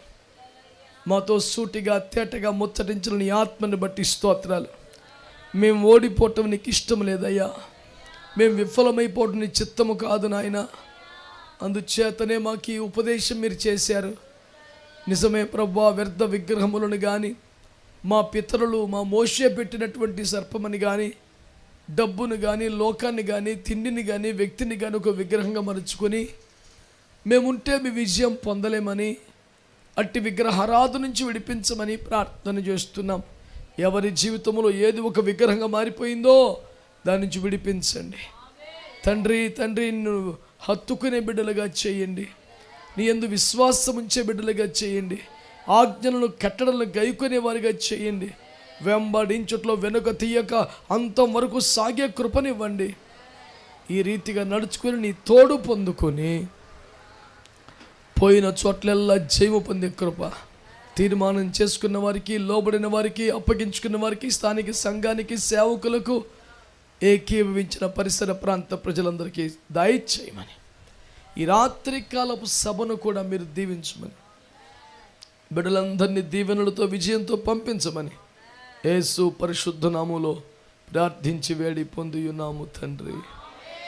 మన తండ్రి అయిన దేవుని యొక్క శాశ్వతమైన ప్రేమ, ఆయన కుమారుడు లోకరక్షకుడు యేసుక్రీస్తు కృప, పరిశుద్ధాత్మ అన్యోన్య సహవాసం, ఆదరణ, కాపుదల మనకు, సంఘానికి, సకల పరిశుద్ధులకు, జరగాల్సిన సభకు, సంఘానికి తోడై అన్ని విషయములో అత్యధిక విజయం అనుగ్రహించునుగాక.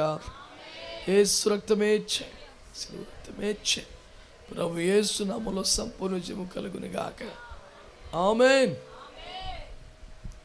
అందరికి వందనాలు.